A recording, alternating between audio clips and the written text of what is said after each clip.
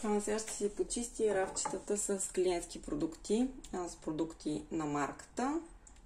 Това е масло за след акне, пост-акне, т.е. масло за хора, които са имали акне, имат някакви остатъци, петънца, по-тъмни, белечета от акне.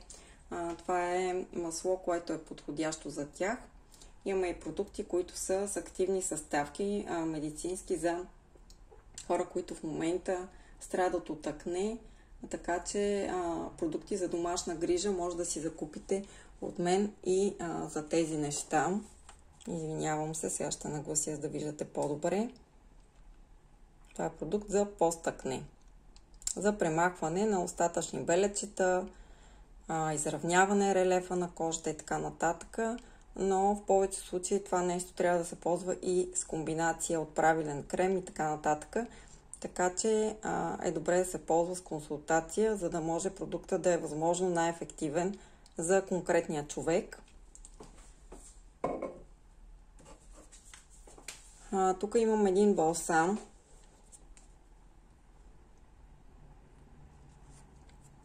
който е за пост-акне на марката Коди. За куперозна кожа.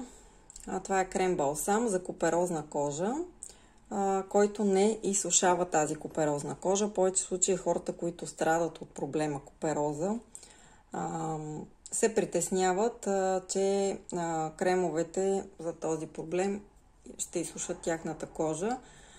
Това няма как да се случи, ако използвате този балсам на Коди, антикуперозна кожа. Той ще с течение на времето, като го ползвате, при някои хора ще се наложи да използват до 2 флакончета, за да може да видят окончателния ефект, тъй като знаете, мъртвите клетки се сменят на 28 дни и затова е нужно да се ползва един продукт за кожата не по-малко от 2 месеца, за да може да се види ефекта от него. За един месец няма да се види ефект или дори да се види ефект, този ефект няма да се задържи, ако вие не продължите да ползвате дадения продукт, тъй като кожата има памет. Така че този балсам на марката, който е 50 мл, е един чудесен продукт за куперозна кожа. Освен този балсам за куперозна кожа на марката, има и маска, която е за куперозна кожа, която също е много добра при този проблем. Но пак така трябва след консултация да се види състоянието на кожата на дадения клиент, за да може да се каже дали само този продукт да се ползва, дали и маската, дали трябва да има комбинация от някакъв друг продукт също, заедно с това, за да е възможно най-ефективно. Аз като козметик работя с тези продукти и като преподавател по козметика. Така че ефектът е страхотен. Това е кремче за околочния контур. Фитокрем, който има успокояващо действие, тъй като съдържа чайно масло, гинко билоба, пчелно млечице, масло от жожова, азиатска центела, масло от семена на японска камелия. Просто страшно активни съставки има и консистенциите на кремовете за околочен контур на марката е много лекичка, така че няма да се получава страничен ефект, очите ви да подпухват и да изглеждат по-зле, отколкото преди това, тъй като при някои кремове, които са по-тежки и мазни, за тази зона се получава. И така, този крем ще ви предпази или ще избистри кожата на околочния контур, ако имате по-тъмни кръгове, и ще предотврати задълбочаването на някакви бръчици и ще подобри състоянието, ако вече имате такива, ако го ползвате редовно. Това е UV-защитен крем на марката. Както и друг път съм казвала, те са с тон и без тон. Това е по-голямата разфасовка на крема, който е с тон.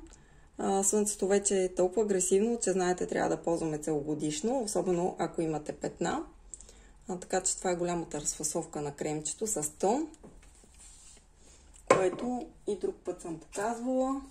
Това е малката разфасовка на кремчето с тон, което е 15 мл, но аз лично ползвам за себе си такова и стига за страшно много време, тъй като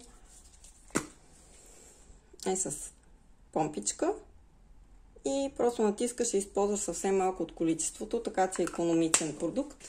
Също бих казала, има и крем, който е без тон. На марката Слънцезащитен. Ето, това е кремчето, което е без тон. Отдолу си пише по принцип, но това си пише с 50 фактор тонер, а пък тук си е 50 фактор Wind Toner без тон. Кремче има го пак така в 15 и в 50 мл. И от двете кремчета използвам това кремче, по-подходящо според мене, което е без тон за кожи, които са по-сухи. Извинявам се. Докато кремчето, което е с тон, е по-подходящо за хора, които са с по-мазна кожа, тъй като също така е подходящо и за хора с розацея, тъй като въпреки, че кремче за UV защита, тона му е лекичък, но успява да покрие и куперозната кожа, да не се забелязва, че имате капилярчета. Тъй като мои клиенти с купероза също го ползват. Ви го казвам. Това е пилинг за лице, който става и за ръце, и за лакти, за колене. В тези участъци също може да го ползвате. Подходяща и за тях. Този пилинг е много лекичък, няма груби абразивни частици и ви го препоръчвам за лична употреба. Като грамаж е 150 мл. Продуктите на марката Коди за лице, бялата козметика и грим продуктите се произвеждат в Корея, което е гаранция за доброто качество, тъй като Корея е една от водещите страни за най-качествени продукти, козметика за лице, за тяло и медицинска козметика. Това да уточня. Така че доста е голяма разфасовката за ежедневна употреба. Ако се чудите с какъв продукт да ползвате, за да почиствате своята кожа, да ексфолирате, това е един продукт, който е подходящ за всеки тип кожа, няма да изсуши, няма да е грубо, дори за най-финната такава, но е важно да се консултирате с мен за това колко пъти според вашата кожа трябва да се прави това нещо, колко често, за да не нарушите хидролипидния баланс на своята кожа и вместо да ви е полезно, да ви навреди. Както всеки продукт има своите качества и хората стараят химиците да ги направят възможно най-хипоалергени и така нататък, но ако не ги ползваме по правилния начин за себе си, пак може да ни навредят. Затова го казвам. Това естествено е фондиотена, който съм ви показвала друг път, 50 фактор, който е в кутийка на марката, от който винаги гледам да имам, защото клиентите ми много го търсят и го използват както за лична употреба, така и за за професионален грим, направата на професионален грим. Така че това са част от продуктите, които в момента са при мен за продажба за клиенти на марката.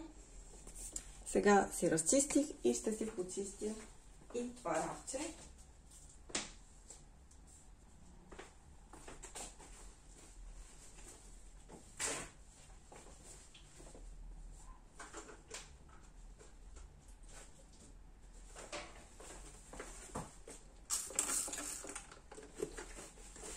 Тези повърхности, които не са в пряк контакт с клиенти, с работата, която е свързана с моите ученици, ги почиствам с препарат за стъкла.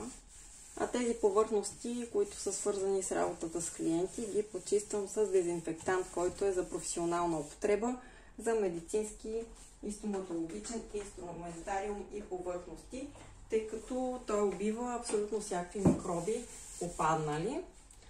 Тук отгоре имам продукти, които са за коса.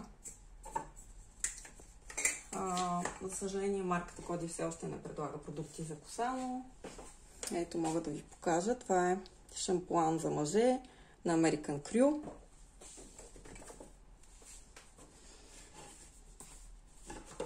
Тук също продукти на American Crew за мъже.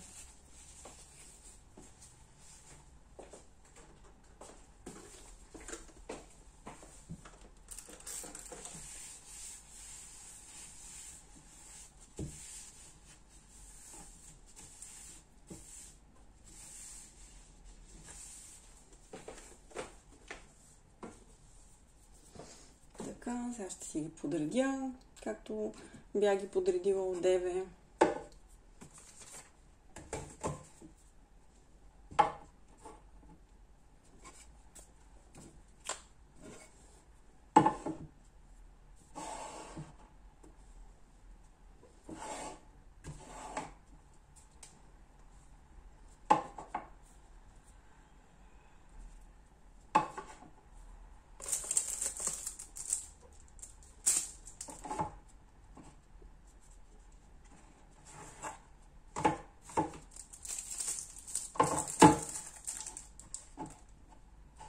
Или всъщност малко по-така реших да ги подредя. Така, защото така ми стои по-добре.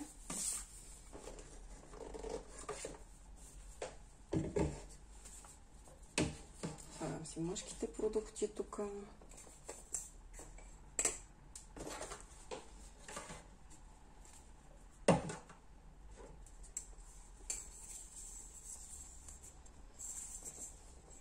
И малки фалкончета на Revlon. Лак за коса за клиенти. Така.